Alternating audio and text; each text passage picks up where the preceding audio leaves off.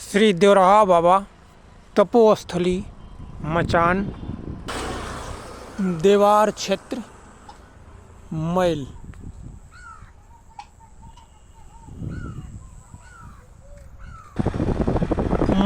मैल जो है चौराहे से लगभग 5 किलोमीटर की दूरी पर ये मकान का एरिया स्थित है। ये मचान बाबा देवराहा बाबा जी देवार क्षेत्र के बहुत बड़े संत थे एवं योग में माहिर थे। फ्लोरा एंड फौना ऑफ तपोभूमि देवराहा बाबा।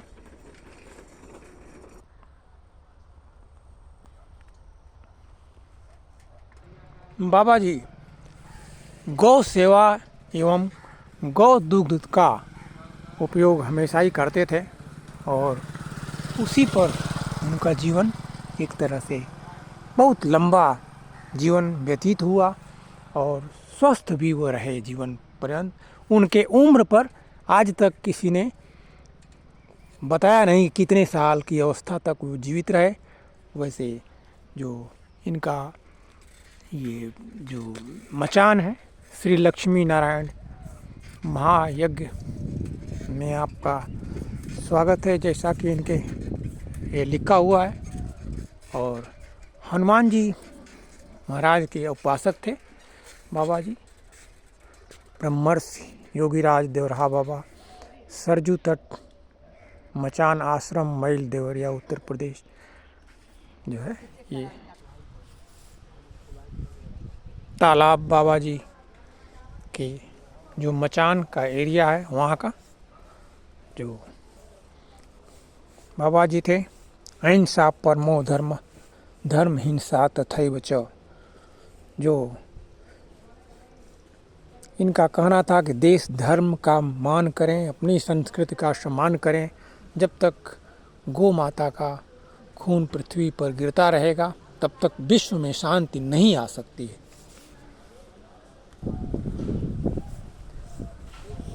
प्रवेश मचान के एरिया में देवराहा बाबा मंदिर मैल, ब्रह्मर्षि योगीराज देवराहा बाबा संग्रहालय, सरजू तट मंच आश्रम मैल देवरिया उत्तर प्रदेश।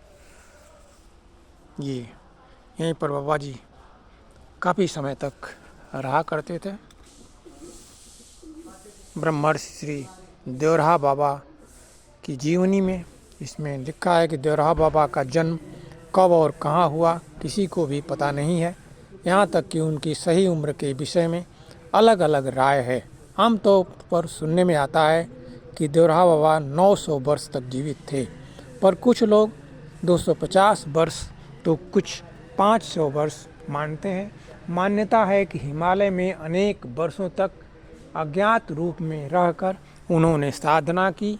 वहाँ से बाबा पूर्वी उत्तर प्रदेश के इसी जगह पर जनपद देवरिया में स्थित मैल नामक स्थान से लगभग 1 कोस की दूरी पर सरजू नदी के किनारे एक मचान पर अपना डेरा डाल दिया और धर्म कर्म करने लगे। कुछ लोगों का मत है कि देवरिया क्षेत्र में रहने के कारण बाबा को देवराहा बाबा कहा जाता है। श्रद्धालुओं में यह भी मत है कि बाबा जल पर भी चलते थे और अपने किसी भी गंतव्य स्थान पर जाने के लिए उन्होंने कभी भी सवारी नहीं की और ना ही उन्हें कभी किसी सवारी से कहीं जाते हुए भी देखा गया। अपनी उम्र, कठिन तप और सिद्धियों के बारे में देवराहा बाबा ने कभी भी कोई चमत्कारिक दावा नहीं किया, लेकिन उनके इर्द गिर्द हर तरह के लोगों की भीड़ ऐसी भी रही जो हमेशा उनमें चमत्कार खोजते देखी गई। देवराहा बाबा का आशीर्वाद लेने का तरीका निराला था। धरती से 12 फीट ऊंची लकड़ी के मचान से भक्तों को दर्शन देते थे। उनके दर्शन को प्रतिदिन विशाल जनसमूह उमड़ता था। बाबा भक्तों के मन की बात भी बिना बताए जान लेते थे। उन्होंने पूरा जीवन अंत नहीं तक खाया, अन्न को ग्रहण नहीं किया वह केवल शहद, दूध और श्रीफल के रस का सेवन करते थे। बाबा पूज्य महर्षि पातंजलि द्वारा प्रतिपादित अष्टांग योग, हठ योग और खेचरी मुद्रा में पारंगत थे।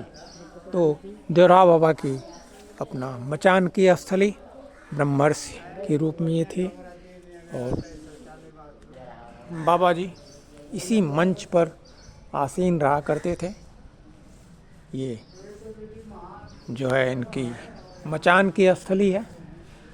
यहाँ पर आम, नीम और ये आंवला, खासकर बेल और ये जामुन, तुलसी, इस तरह से ये जो है मचान पर इधर से जाया करते थे। जा कर के इसी मचान में ये बाबा जी रहा करते थे। ब्रह्मर्षि के रूप में ये वैसे इनको जाना जाता है। आध्यात्म तत्ववेत्ता महर्षि ब्रह्म स्वरूप ब्रह्मलीन परम पूज्य श्री श्री 1008 योगीराज श्री देवराहा बाबा का जो मचान स्थली है, यहीं से पैर को लटका करके नीचे आशीर्वाद भी दिया करते थे। बाबा जी का खड़ाऊं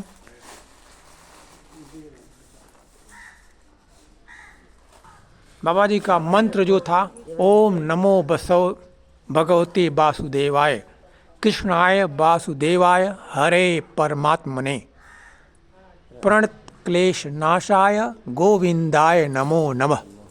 बोलो देवराहा बाबा की जय। बाबा जी गो सेवा परमो धर्म के उपासक थे। गाय के पृष्ठ भाग में ब्रह्मा जी का, गले में विष्णु भगवान का, मुख में शिव जी का और रोम रोम में अनेक ऋषि महर्षि एवं देवी देवताओं का वास है।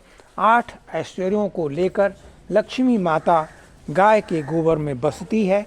गाय की बहुत बड़ी महिमा है। जहाँ गाय के चरण पड़ते हैं वहाँ देवताओं का वास होता है। भारत की गरीबी दूर करने के लिए, भारत को समृद्धशाली बनाने के लिए गो रक्षा अत्यंत आवश्यक है। हिंदू, मुसलमान, ईसाई, पारसी, यहूदी, अंग्रेज कोई भी हो, यानी सबको गौ रक्षा में तत्पर हो जाना चाहिए। मैं प्रेम पूर्वक बतलाता हूँ कि अब भारत का कलंक मिट जाएगा, गौवध बंद हो जाएगा, इसमें कोई संदेह नहीं है। ऐसा महर्षि देवराहा बाबा का मानना था और इसके उपासक थे। खास करके एक ये वृक्ष है, जय जय सिया राम, ये कल्प वृक्ष के रूप में ये जाना जाता है। बहुत ही पुराना पेड़, जिसमें बीच में एक तरह से खोखली जगह भी दिख रही है। इसमें ऐसा लग रहा है काफ़ी जानवरों का वास भी होता है। ये बहुत पुराना, लगभग कितने साल पुराना होगा ये? बाबा के हाथों द्वारा लगाया हुआ ये कल, हाँ 900 वर्षों। तो ऐसा अगर 200-300 साल भी पुराना हो तो बहुत बड़ी उपलब्धि है। कल्प वृक्ष।